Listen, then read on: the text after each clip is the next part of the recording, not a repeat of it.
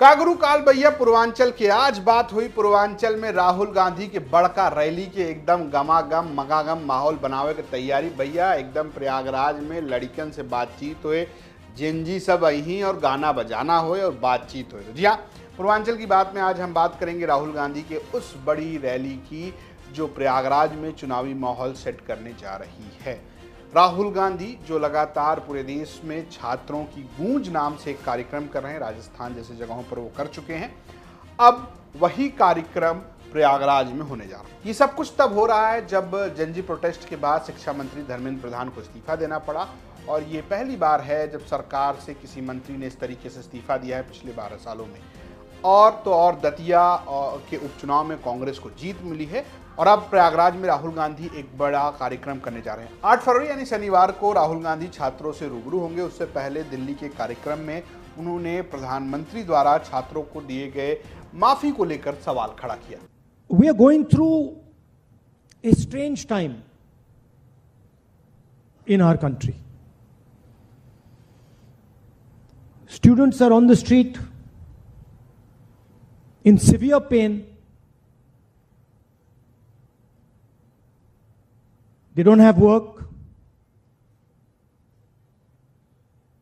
They are asking for fairness in exams. They are asking for an education system that works. And on the other side, we have the Prime Minister who is forgiving them.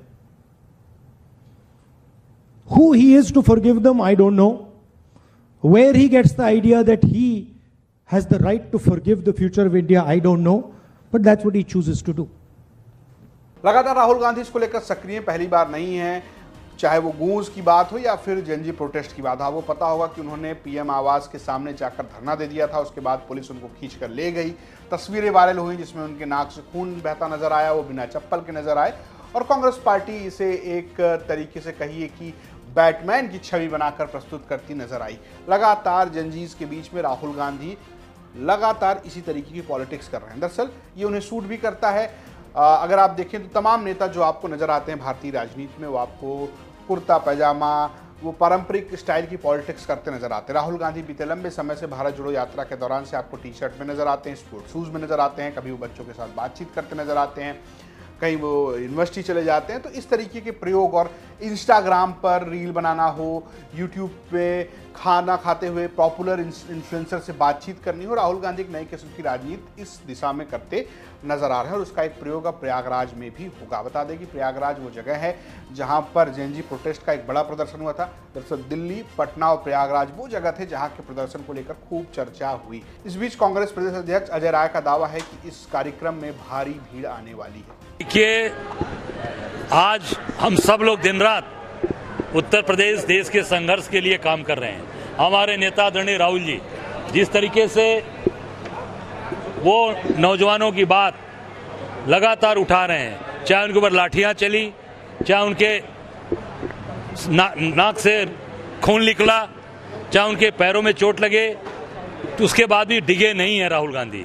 10,000 kilometre की यात्रा करके इस देश को जगाने का काम किया, और इस देश को पूरी तरीके से बताने का काम किया कि आज भाजपा की सरकार, मोदी की सरकार कैसे आज देश का भविष्य खराब कर रही है, जनता को आज गुमराह कर रही है।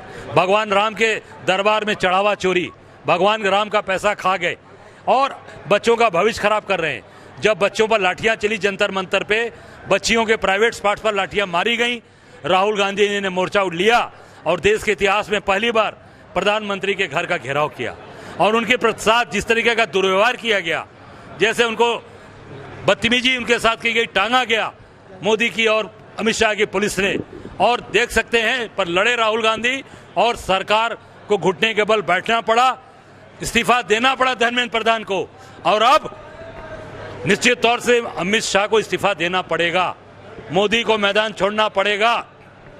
उसी के तहत हमारे नेता पहले छात्रों की गूंज का कार्यक्रम उन्होंने राजस्थान में किया, कोटा में, दूसरा उत्तराखंड के देहरादून में किया, तीसरा संगम नगरी, पवित्र नगरी, अपने पूर्वजों की नगरी प्रयागराज 8 तारीख को 5 बजे केपी ग्राउंड पे आ रहे हैं, जहां लाखों बच्चों के साथ राहुल गांधी जी संवाद करेंगे।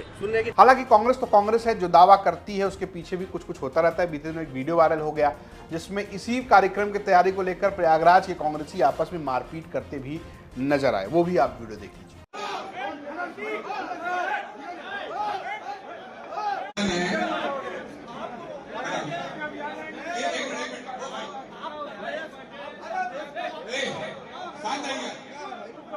कुल मिलाकर यह है कि राहुल गांधी इस तैयारी में हैं कि 2027 के चुनाव से पहले प्रयागराज में एक माहौल सेट किया जाए। हालांकि उनकी लड़ाई 2029 की ज्यादा नजर आती है, लेकिन अखिलेश यादव के साथ लगातार वो कदम से कदम मिलाते नजर आ रहे हैं।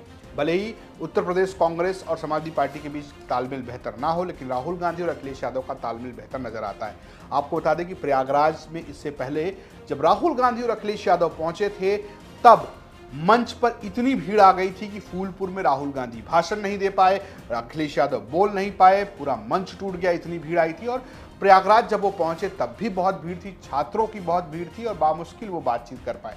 तो पूर्वांचल में वैसे भी विपक्ष मजबूत है और प्रयागराज जिसकी लोकसभा सीट इलाहाबाद के नाम से जानी जाती है, उसके सांसद भी कांग्रेस के हैं। कुल मिलाकर कांग्रेस प्रयागराज से एक टोन सेट करने की कोशिश कर रही है पूर्वांचल की। आपको क्या लगता है, 8 फरवरी की कार्यक्रम से पूर्वांचल के इलाके में कोई माहौल बदलने वाला है?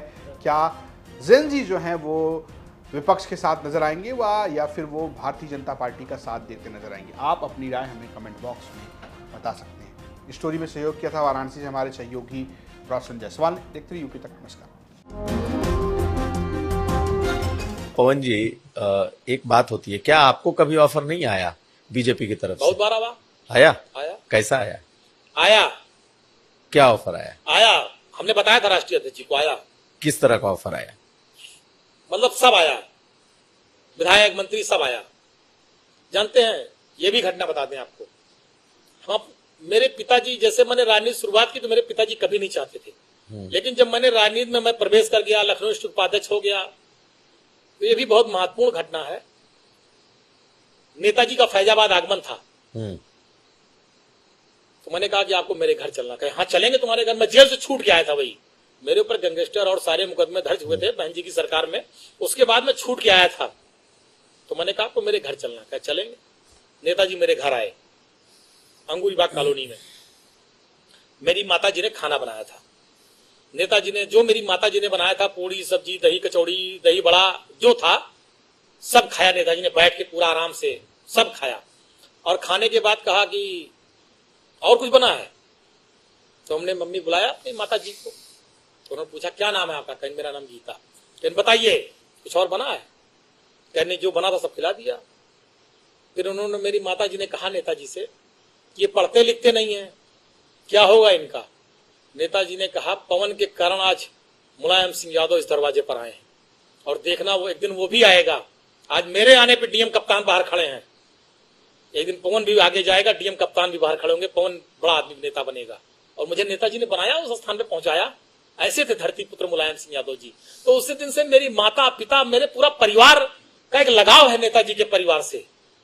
जब ये सब बातें आई कुछ लोगों ने कि भाजपा वाजपा ये सब, तो मेरे पिताजी ने तुरंत मुझको फोन किया, कहा जीवन में भूल न करना, जीवन में गलती न करना।